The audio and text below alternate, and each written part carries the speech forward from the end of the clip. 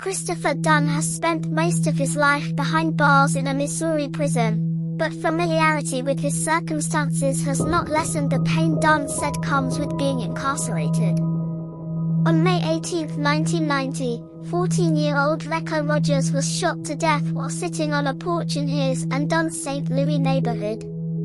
At the time of Rogers' killing, Dunn said he was home on the phone with a friend who was giving birth at a nearby hospital. Dunn said he had nothing to do with Rogers' murder and that he didn't know Rogers personally. The next day, police arrested Dunn, then 18. His public defender spent maybe a total of 20 minutes with him before she represented him at trial, Kira Dunn said. During Dunn's trial, a 12-year-old boy and a 14-year-old boy claimed Dunn shot at them while sitting on the porch around midnight. They have since admitted to lying because they didn't like Dunn and have recanted their stories. Neither witness saw who pulled the trigger because it was dark out at the time and no physical evidence linked Dunn to the shooting, either. Still, Dunn was found guilty. He was convicted in 45 minutes of jury deliberation, and that was it. I mean, he was an 18-year-old. He was given life without parole plus 90 years, Kira Dunn said. He was initially offered 10 to plead out and he said, "No way. I didn't do this. I don't want these people to think I did this. I don't want these parents to think I took their child from them. I would never do that." Refused it, and they really threw the book at him. In 1991, Dunn was sentenced to life without parole plus 90 years. It was a 2-day trial with jury selection, so really it was opening, witness statement, witness testimony, closing, 1 day, really it was a 1-day trial, attorney Justin Bonus told Inside Edition Digital. And unfortunately it's an all too familiar reality for poor, especially black, men in this country. It's quite astounding. Prison, for Dunn, is a constant battlefield. There's landmines everywhere, he said. You don't know where to walk, you're walking on eggshells in prison. You always have to watch your back in prison, make sure nobody tries to stab you in the neck or hit you in your gut. You can set someone off just by staring. Or just by a simple gaze. So, you've got to be careful with what you're doing, what you're saying, how you look, how you present yourself to them. Dunn met his wife in 1999 while she was working as a volunteer writer for the online magazine Justice Denied. Through a series of letters, phone calls and visits, the pair fell in love. They got engaged in 2007 and married in 2014. It's untraditional, definitely.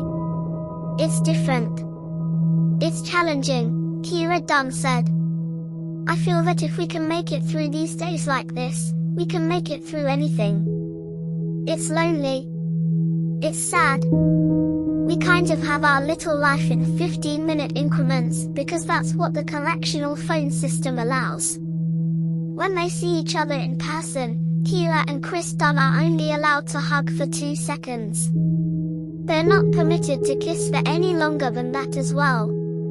That's what we have physically, but mentally and emotionally, we have much more, she said. Kira Dunn fiercely advocates for the release of her husband.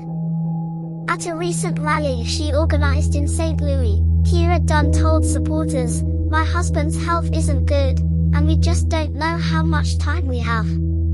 He's served almost 32 years for something he didn't do, and we just don't know how much time we have to wait for the wheels of justice to turn," she continued. It's so slow. Dunn saw a chance at freedom come and go last August, when the Missouri Supreme Court refused a petition to hear his case. In 2020, a 25th Circuit judge agreed that evidence of Dunn's guilt was lacking, but that judge stopped short of freeing Dunn, citing a precedent set by a Missouri Supreme Court ruling in 2016, in the case of Lincoln v. Cassidy. In that case, the Western District Court of Appeals determined that only death row prisoners can make a freestanding claim of actual innocence in habeas corpus cases. To be honest with you, I felt that pain, Dunn said of hearing the judge's reasoning for not granting him freedom. To hear that man say, with the evidence specifically before this court, there is no jury that can find him guilty. And it is apparent before this court that Christopher now was convicted based on the testimony of a liar. Attorney Justin Bonus takes issue with Dunn remaining behind bars because of a technicality. Most people think that guys get out of jail on a technicality. This guy is being held in prison off of procedure, a technicality, he said. That's mind-blowing. I have seen judges say pretty crazy things, but never put it in paper. I've never seen a judge say, there's no reasonable juror that would convict this man. No, I have not seen it on paper in a decision, no. He and attorney Kent Gibson are working to try to secure Dunn's freedom. His best shot, I believe, is to get the prosecutor in St. Louis City to invoke the new law that gives her the right to file a motion to allow someone that she thinks is innocent to prove it. So that's what we're focusing on right now, Gibson said. Dunn's family hopes Kimberly Gardner, the circuit attorney for St. Louis, will bring his case before a judge. Right now, we have a new mechanism that prosecutors are able to file motions to have wrongful convictions reviewed, but it's like a mini-trial. There's still a process where that is impeded by the Attorney General. And there's a process that puts the onerous burden, not only on the state, but of the defendant, she said. Gardner said she is reviewing Dunn's case. I think that is an issue in Missouri where actual innocence is only for individuals on death row. Well, I believe life without is a death sentence and others share that sentiment, she said. But our Missouri law, actual innocence is only for people on death row. If Gardner were to take up Dunn's cause, she would then have the challenge of finding witnesses from the case. You have to find witnesses from cases where people 30 years ago were in different situations. So, there's a lot of work that goes into these cases, she said. We have to make sure if this is the mechanism, that as a prosecutor, we do a thorough investigation, as well as a thorough presentation of the facts and evidence that we have found in these cases where this individual is languishing in prison wrongfully convicted. Gardner's office has been looking into Dunn's case since 2021.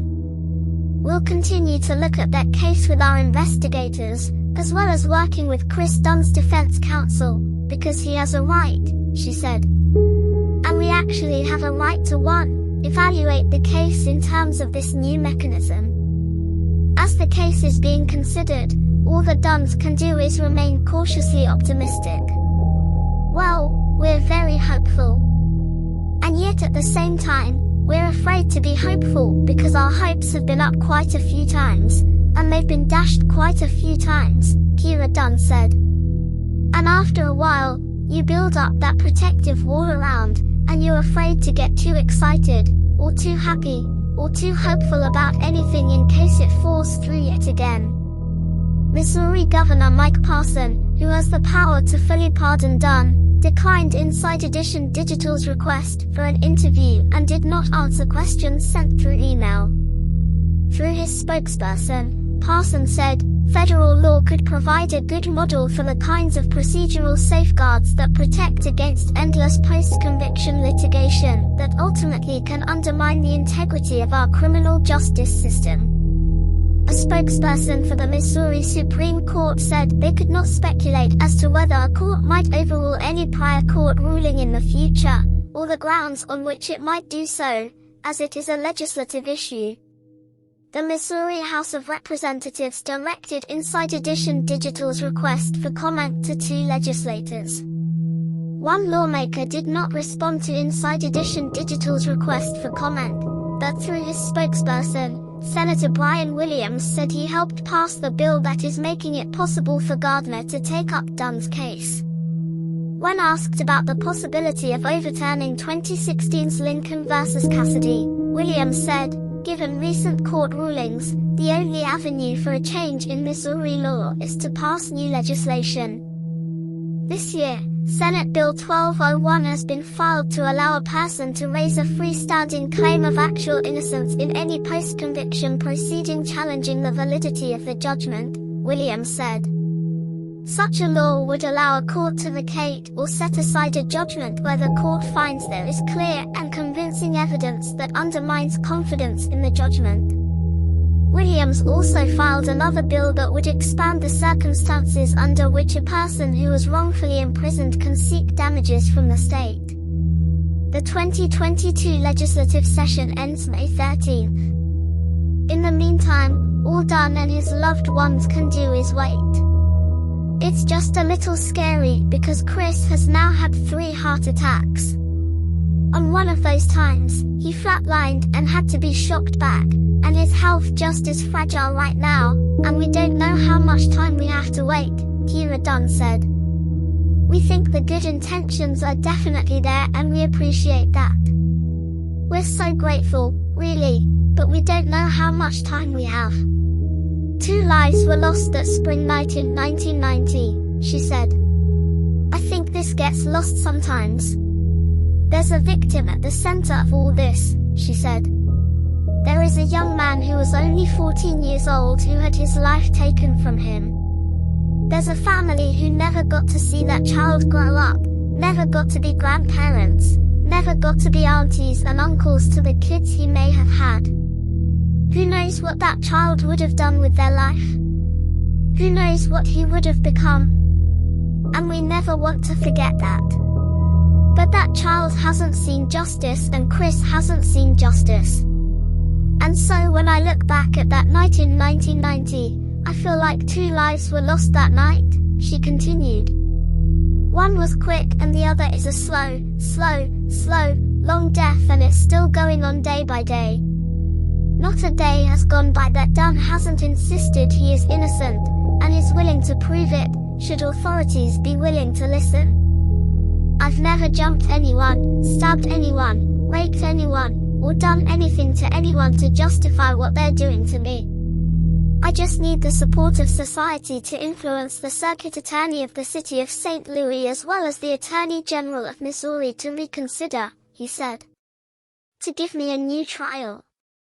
If anything. If you don't want to let me go, give me a new trial. That's all I'm asking for, is a chance now to have what I didn't have 32 years ago.